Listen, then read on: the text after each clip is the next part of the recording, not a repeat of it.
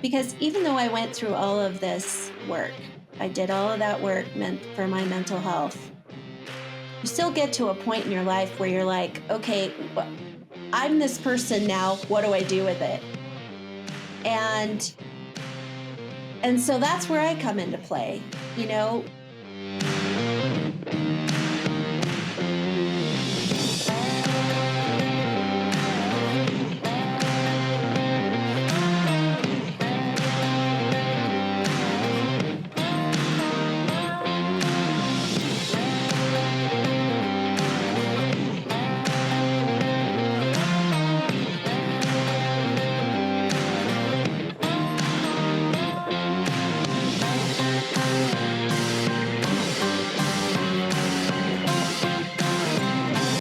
Today, we are speaking with Susan Snow. Susan is a trauma resilience coach, a speaker, and an author. She is also the daughter of a slain Los Angeles Police Department detective, Thomas C. Williams, who was killed in the line of duty on October 31st, 1985. Susan, could you please introduce yourself? Let people know just a little more about you, please. sure, absolutely. Hi, everyone. Like he said, I am the daughter of Detective Tom Williams. And when I was 17, uh, he was a robbery homicide detective at the time. And I also had a 6-year-old brother. And it was Halloween night.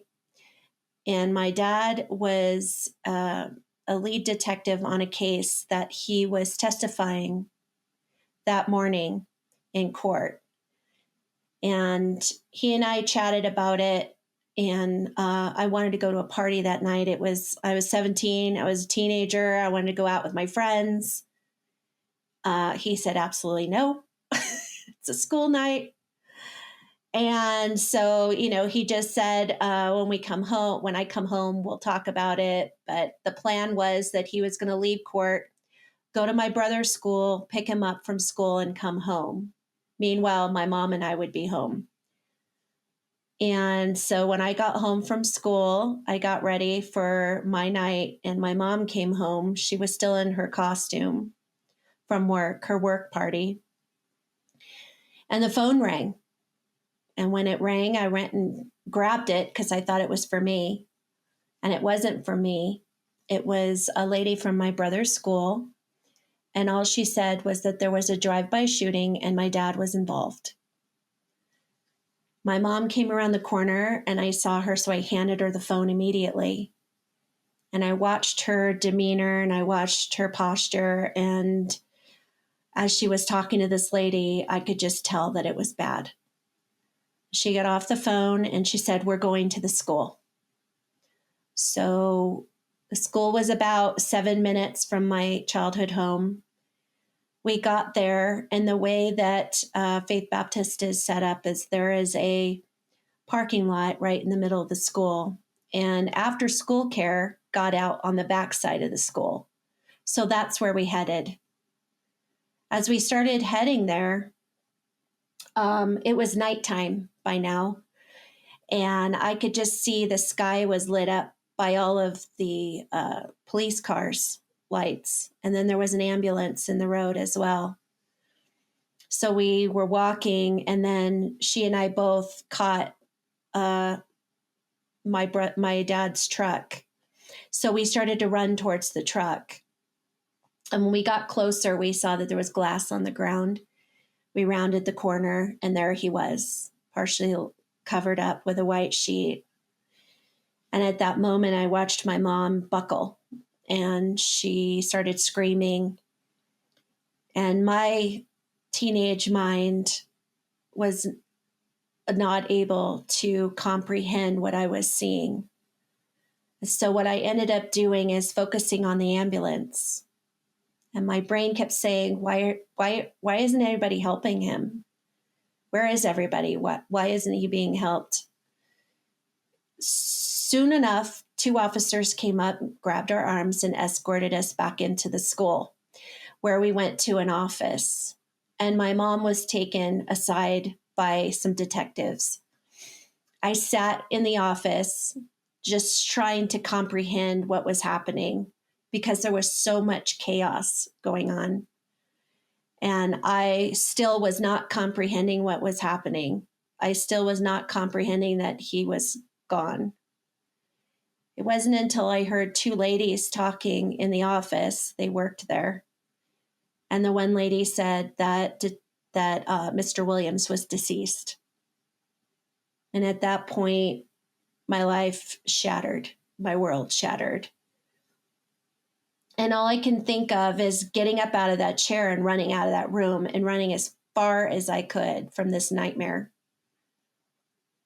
But my legs and everything in my body felt like cement. I couldn't move. Wasn't very long after that, my mom came to me and she said, "I'm sending you with a neighbor." And I know that in that moment, I wanted to run out of there and run away from the scene.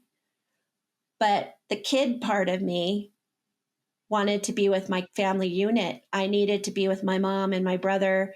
At that point, I didn't even know where my brother was. I didn't know if he was hurt. I didn't know anything. I had no information. All I knew is I was going with the neighbor. And the neighbor picked me up, took me to her house, and she had known my parents for years. And she herself, as an adult, was trying to comprehend everything. And here she had his daughter, who was totally inconsolable at that point.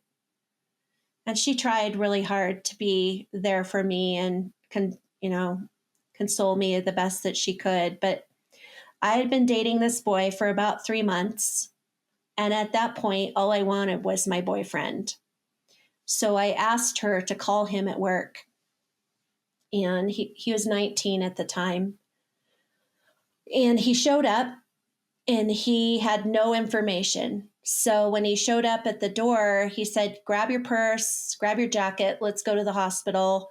What hospital is he at? Where's your mom? Where's your brother? All the normal questions that you would get. And I couldn't spit it out. I couldn't say the words. But the more persistent he got, the more I just blurted it out. "He's gone." And he said, "What do you mean he's gone?" And I said, "He's gone. He's not at a hospital." And at that point, I watched my 19-year-old boyfriend drop to his knees and start sobbing. And both of us were just trying to navigate all of the things that were going on in that very moment. This was mid-'80s. So back then, there was no talk of mental health. There was little known about PTSD. And there were no resources for kids. Not even LAPD had systems in place for children of fallen officers. They really focused on the wives, the widows, and the widowers. And my poor neighbor had no idea what she was doing with us. She was trying to work through her own emotions. And like I said, it was very chaotic because that night, my quiet little neighborhood was overwrought with police cars. And we had helicopters overhead, and the media ascended because it was a huge story at that time. So when I finally did go home, there were cars in my driveway that I didn't recognize. And we had armed police officers who were in our front yard and our backyard. And I went in the house, and my house was filled with people. I had no idea who they were. I know now they were dignitaries and advocates and all kinds of people. And I could hear my mom in the kitchen faintly. I still had no idea where my brother was. And I literally just ran to my room and hid. I didn't want to talk to anybody. I didn't want any questions, nothing. And I had this feeling of just wanting to hide. I just wanted to hide. And the next day, when I looked outside, because I didn't sleep, it was sunlight and we still had the police presence. I finally got to see my brother. It was about 11 o'clock in the morning. And I had heard him crying in the middle of the night. So I knew he was okay and at home because I had heard him cry. But at that time, I had nothing left in me. I couldn't even get up out of my bed at that point. So I figured my mom would console him. And when I did finally get to see him, it was the first time I could hug him and tell him I loved him and tell him that we were going to get through this. Um, and so it was just going from a normal teenage life to this was crazy. It was surreal. They didn't catch the men that were involved in my dad's murder for 6 days. So we had police presence for 6 days. And I had bodyguards. I mean, it was just nuts. It was crazy. And I don't wish it on anyone. Um, it wasn't too long after the funeral, everything kind of died down a little bit. My mom came to me and said that LAPD wanted to pay for us to go to therapy. Well, at the time, I thought if you go to a therapist, that means you're crazy. Because that was my young mind. And I didn't know anything different. But I was also living in a life where I was in fog. I was like walking around in a fog. I wasn't even living, I was existing. And I was dealing with a lot of depression. And I had suicidal ideation, although I didn't know what it was. And I was very anxious because my dad was my protector. And now he's gone. And at the time, I didn't have a really solid relationship with my mother. It was a little bit on the toxic side. So trying to navigate that relationship as well with my dad not being there. And so when my mom voluntold me that I was going to therapy, I was like, all right. I was kind of in that state of mind that if you pushed me in a direction, that's the direction I would go. So I did go to therapy and I met the therapist. And in hindsight, I don't believe that this therapist was ready to get into the weeds with me. I don't think that he was trauma competent or informed for that reason, for that manner. And I was really struggling, but at the same time, I was scared to tell him what I was feeling for the fear that he would lock me up. He'd send me to the loony bin and that would be it for me. So I didn't say anything and I didn't know how to verbalize it anyways. Um, but he didn't ask me. He didn't ask me the questions of, what I was feeling or what that night did to me, which blows people's mind. But if he's a therapist that didn't want to get in the weeds with me, I get that. If he asked that question, then he's in it and he better know how to help me through it. So for an entire year, I saw this man and our sessions were really common. They were very shallow. It was all about my relationship with my mom, my relationship with my brother, my boyfriend, and school since I was a senior in high school. That was it. And every week I was like, today's the day is going to help me feel better. Today's the day. And then I would leave and just not feel any better. In fact, sometimes I felt worse. And after a year of this, he looked at me and said, Susan, you're a well rounded young lady, and I don't need to see you anymore. You're going to be fine for the rest of your life. And I left that office and I was like, okay, that's it. I've cracked. I'm crazy. Not even a professional can help me. I'm going to have to figure this out on my own, which was terrifying because now I'm still a kid. I'm 18. And I just did what I did naturally, which is I created this emotional mask based on what people told me I was. So if someone said, oh my gosh, you were so brave, you're so strong, you're going to be fine, that was it. That was it. And I wore that thing so well that no one on the exterior knew the turmoil that was going on. No one. And not even my boyfriend knew everything that was going on at the time. I was scared to tell him because I thought he would hightail it out of there. And he really, at the time, was the only thing that I had that was positive in my life, besides, some of my close friends. So I didn't tell him either. And I lived like this. I married him. We're still together almost 40 years later. So I married him and we had 2 kids. And in 97, we decided it was time to leave California. I was ready to like kind of put that part of my life aside and go somewhere where no one knew me, no one knew the story, no one knew anything, and start over. Quotations, start over.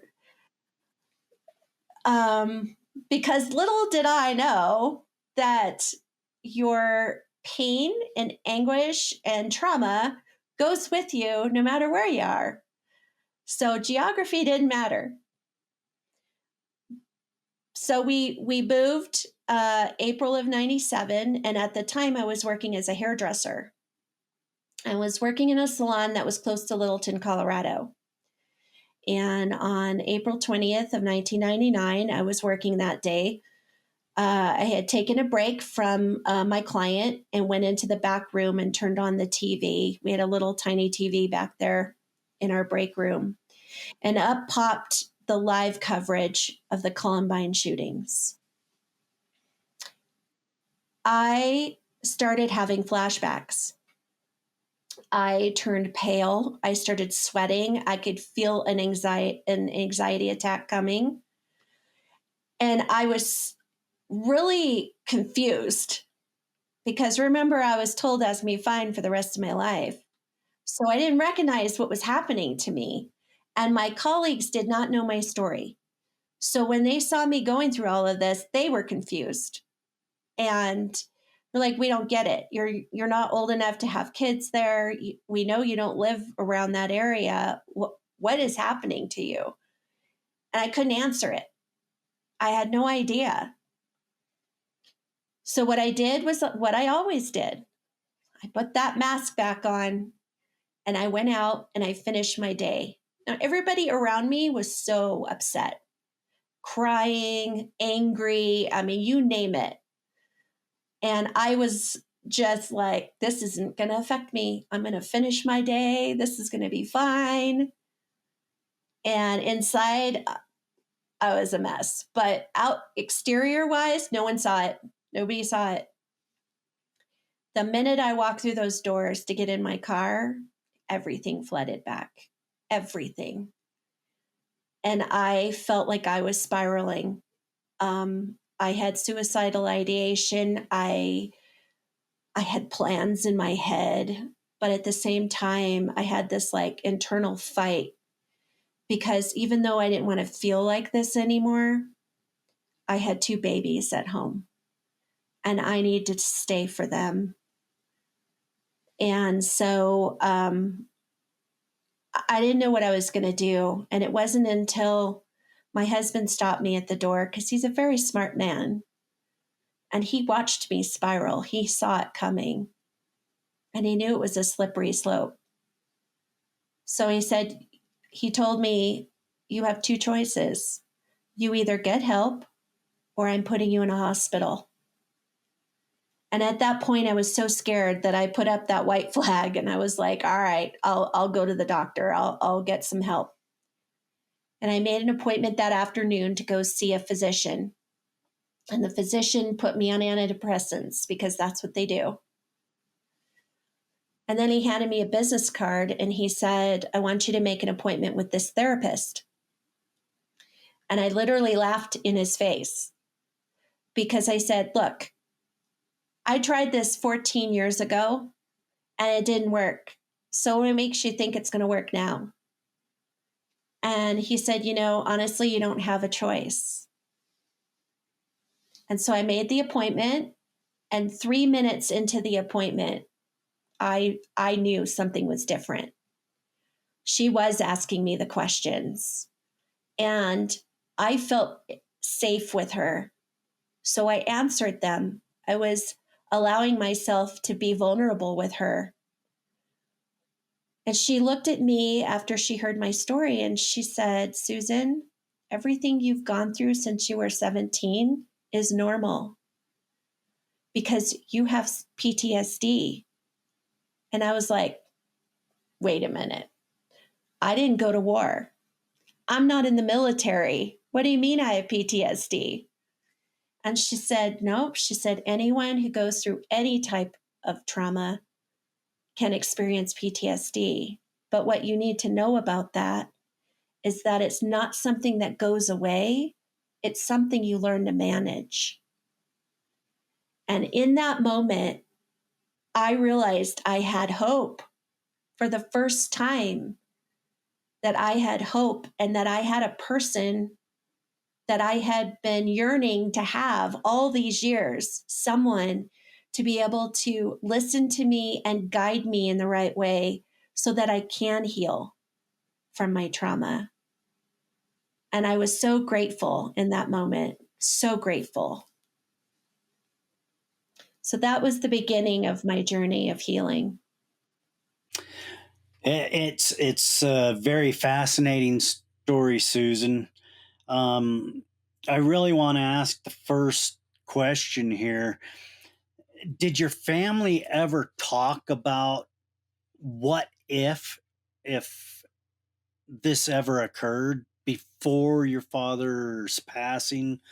Uh, did you ever sit down at the table and say, look, I have this dangerous job, and at any time, tragedy could strike, and we all need to be able to open up and talk about this? Was there ever that time in your family?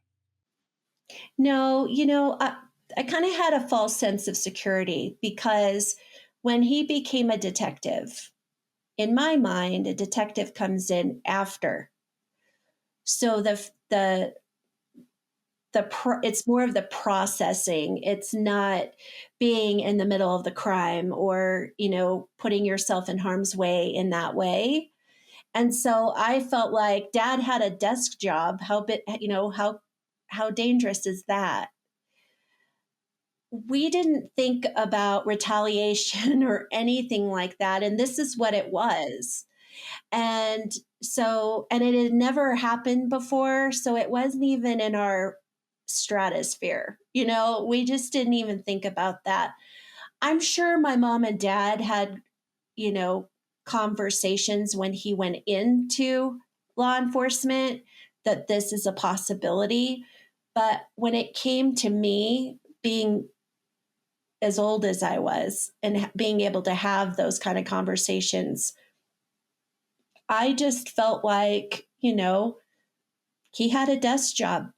He came in after the fact. What harm could come to him? So, yeah, it was never a conversation especially with me and him.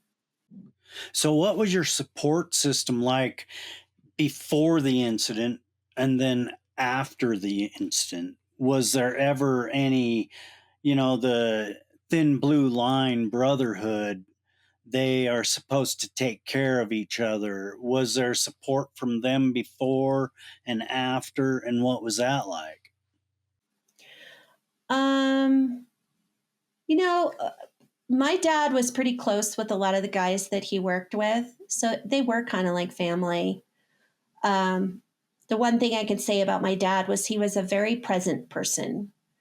So when you were with him, he always made you feel like you were the most important person in the room. And anyone who knew him, whether, he worked with them or trained them or whatever, will say the same thing.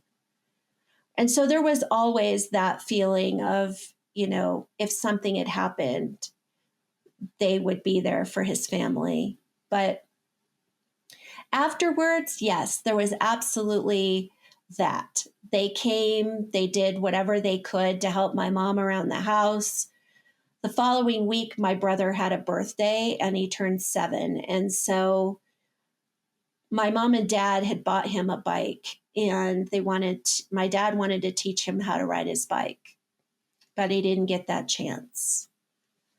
So there were about, I don't know, 20 detectives that showed up at our door on his birthday and showed my brother how to ride a bike. Um, and they came around quite a bit. There was a lot of police officers that, even though they weren't like in our face, behind the scenes, they would look out for us. My mom would have drive-bys all the time where the guys that were on duty would drive by the house just to make sure she was okay and nothing, nothing was awry. Um, and there was a lot of that going on. I had no idea until much, much like one of them, I just realized, like, I just got a letter from his wife. He has since passed, but his wife read my book, and she reached out to me by email and told me that he was one of the officers that escorted us into the office that night. So he would always kind of keep an eye on my mom and my brother. And that was really bittersweet, especially knowing that he's no longer here. And I didn't even know about it. My mom knew about it, but she never told me, which is not a shocker. Yeah, that's how it works. So, you know, yeah, your brother was there when it happened, and your father kind of told him to get down and get out of the way. So I'm sure he's going through a lot of the same and maybe a little more. Uh, do you guys ever talk about what happened, and do you reminisce about it? Uh, yeah, I try not to. And the reason is, I mean, he and I have talked about a lot of things. I didn't have a relationship with him for many years just because at the time when he was an adolescent into early teens, he started getting into some trouble. Um, and he was not making good choices. Let's just put it that way. And headed down the drug route.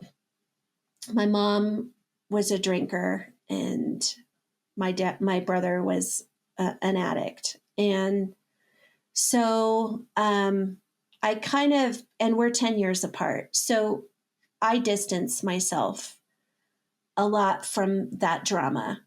But as he got older and I got to know him as an adult and he got to know me as an adult, we were able to start healing our relationship about 7 years ago.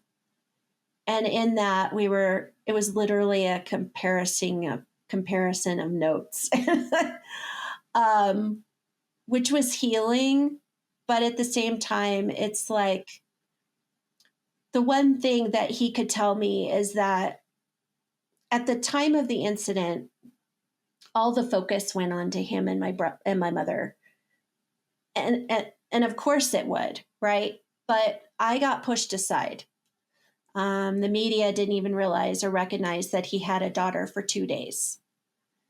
And so I felt very pushed aside, very not important.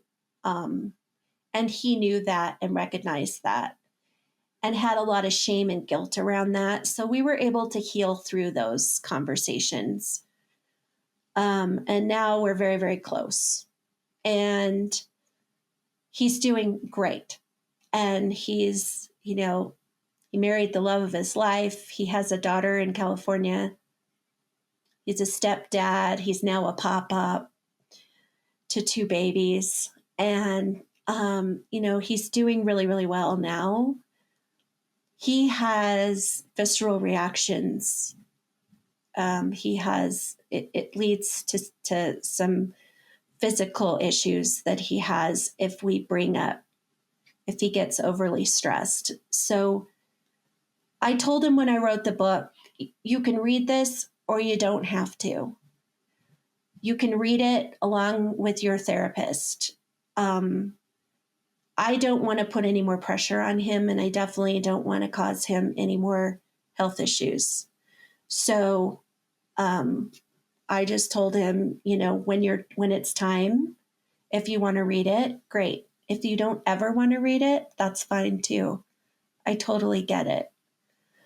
Um, so we've been able to like talk about that night and what he saw, um, and I was able to kind of tell him that, it made me sad that he had so much shame and so much guilt about, even though he was 6 years old, that there was nothing he could do to help the situation. There was nothing he could do. But he lived with survivor's guilt for a really long time. And he had to hear it from me that it was okay to have those feelings and just make sure that he knew that that was valid. It was a valid emotion to have. However,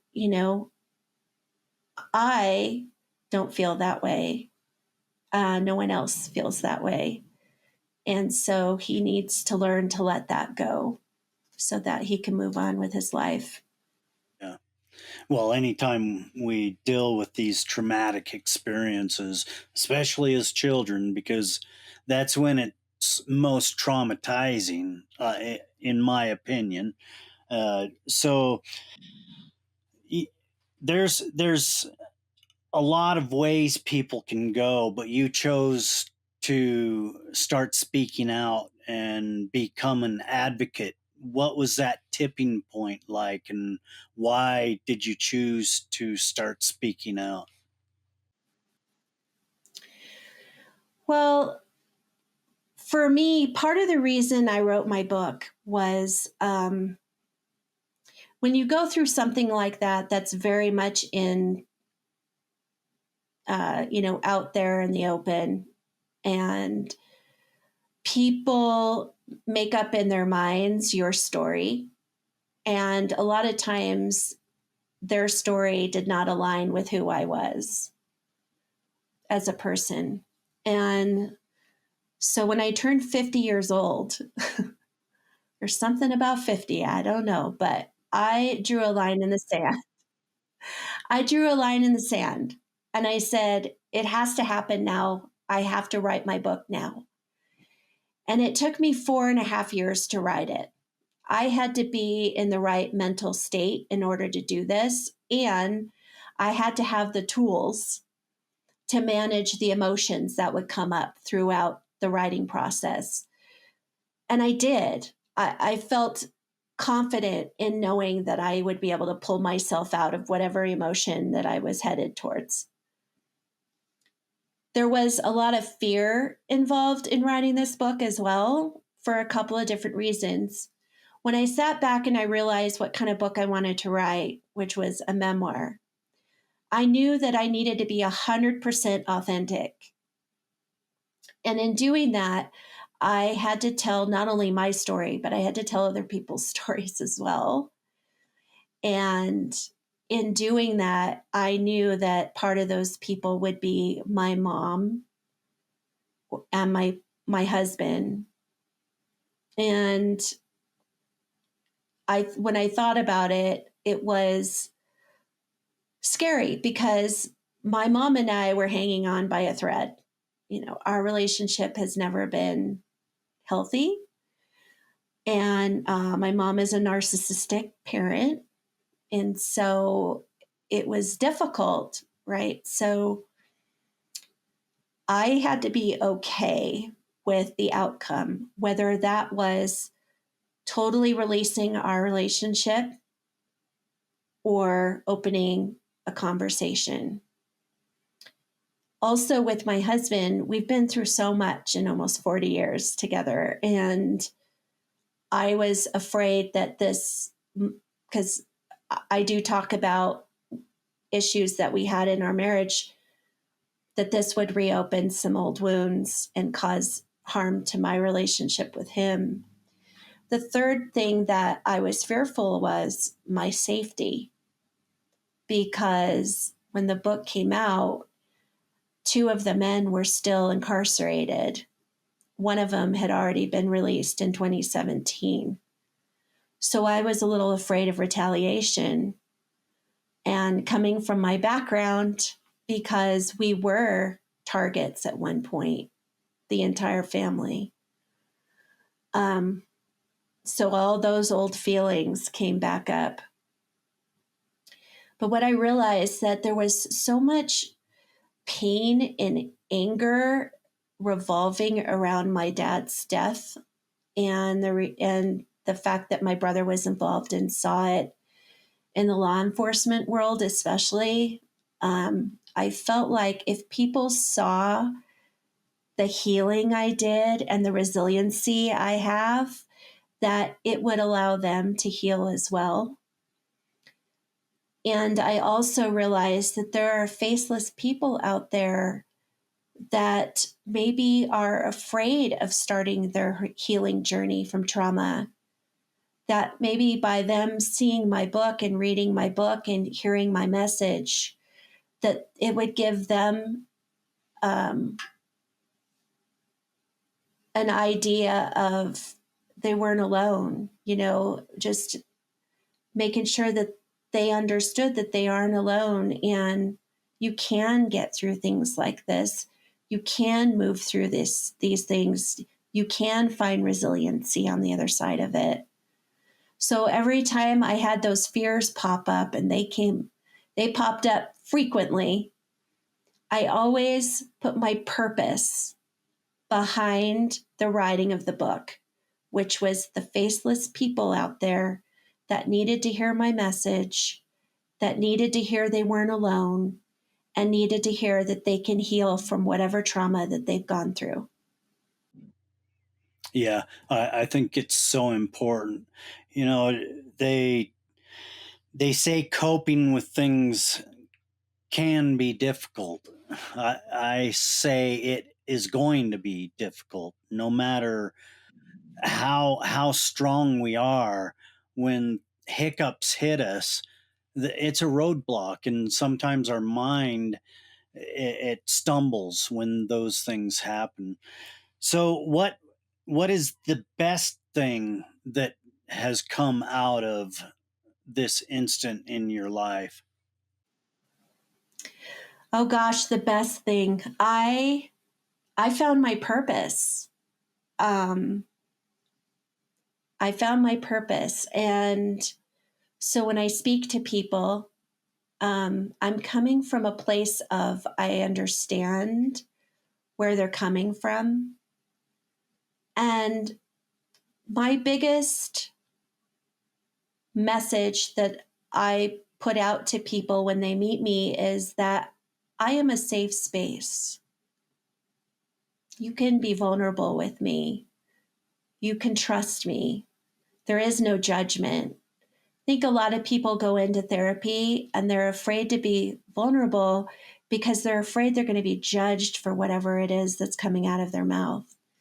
And I can tell you right now, if you have a therapist that has any kind of judgment, you get up from that chair and you leave the office because that's not your person. Um, and I had to learn that, and I was grateful. It only took me two therapists to figure that out. However, I tell people all the time, this is your healing. It's nobody else's healing. You have every right to interview your therapist. Make sure that that therapist knows your type of trauma, not that they lump you into one generalization of what trauma is, because every trauma is different. So if they don't know what type of trauma you've gone through, they're going to have a hard time guiding you in the right way and nurturing you along the way. And so I tell everybody, like, make sure that you're interviewing them. Ask that question. Is this the type of trauma that you specialize in? Or how many clients have you dealt with my type of trauma? And if you feel like you can be vulnerable with that person, if you feel like that's a safe space for you, I know that being vulnerable is one of the most scariest thing in the whole wide world. To open yourself up and be that raw. I get it. I've been there. I've done that. And I recognize that. And that's okay. That's okay. That's valid. However, if you don't allow yourself to be vulnerable with that therapist, with that professional, with that coach, with that spiritual leader, whatever it is that you seek, the real true healing is not going to happen in the way that you need it to. So it's really important. Yeah. Yeah. 100%. That is 100% truth, and it's rock solid advice. So I found podcasting, and I found that this release mechanism and this journey of education has helped me grow immensely in my journey, also my wife's journey. And we really find comfort in learning from others and what they have went through. This is a solid way to be able to turn on and just listen to other people and how they have went through and overcome different situations in life, and you don't even have to say a word. So I found that podcasting can be a safe space, and you can be wherever you are. So when you don't have that trust in somebody, there's always that mechanism of hope. And that's what Susan and I are here doing today, is providing that hope and that availability for individuals that might be seeking a better way. And we might be a doorstep to that therapist for them, because we all need help, don't we, Susan? Absolutely. Absolutely. It's and where I come into play as a coach, because even though I went through all of this work, I did all of that work meant for my mental health. You still get to a point in your life where you're like, okay, I'm this person now. What do I do with it? And and so that's where I come into play. We I meet you where you are, right? If you still have some healing to do, I'm not a therapist, but I know enough to be able to um, move you past some of that so that you're able to move forward, whether it's in your relationship, whether it's parenting, being a mom or a dad, or, in your career, in your business life, your professional life. So um, that's where I come into play as far as being a resiliency coach. Yes, and life skill, it really is the defining factor in being an expert. A white coat does not make you an expert, but I can guarantee you, after you're 50 years old and you've been married over 40 years, that's a lot of experience that can help many people. I've been with my wife and married. We got together in 1983. We've been married since 1985. And it's the best thing and the worst thing that's ever happened in my life. But I am very thankful for the experience and the transition that led me to where I am here today. And that's the beauty of the experience factor. Being over 50, have a lot to offer, and there's no way anyone can deny that. So I highly encourage you to keep going. And most of all, I want to say thank you for sharing here today. Do you have anything else you'd like to add to our conversation or give our listeners a call to action?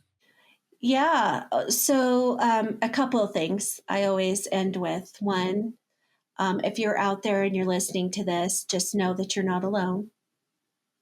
And there is a person out there that can help you heal. The one thing I can say personally is that doing the work and healing through my trauma and finding resiliency, the fact that I don't have that pain held over my head anymore is priceless. And that's what I want for everyone. I want everyone to feel that.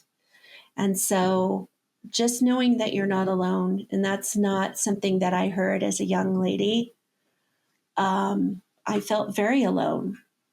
And so it's always my message to people. And, like I said, life is messy and we do get trauma along the way. And you can also find the healing through that trauma. And once you have healed through a trauma and you've done some of the work, when things come up in life, you're more apt to cope with them in a more healthy way. So it's very important for you to take time out for yourself. I know a lot of people heal for others. They heal for their children. They try to heal for, whoever else. You need to heal for yourself. And you'll see once you've healed yourself and healed your wounds, that it ripples out. And the people around you recognize that. So then you're in it together instead of on an island alone. And that's really important in your journey. Yeah. How can people reach out and get in touch and work with you? Sure. So if you want the book, I'll tell you where to get the book. The book is The Other Side of the Gun, My Journey from Trauma to Resiliency. It is on Amazon and it is in Kindle form. So if you're a Kindle Unlimited member, you can read my book for free. All I ask is for reviews. I am on Instagram, Susan_Snow1. I am on TikTok, and I have a website. My website is great because it gives information on my speaking. It also gives information on my coaching and a little bit about my book. So that is susansnowspeaks.com. Susan, it's remarkable what you're doing out there. I thank you for doing it. And thank you so much for sharing here today. I wish you the best. Thank you so much. Thanks for having me. Thank you for joining us today. If you found this podcast enlightening, entertaining, educational in any way, please share, like, subscribe, And join us right back here next week for another great episode of the Dead America Podcast. I'm Ed Waters, your host.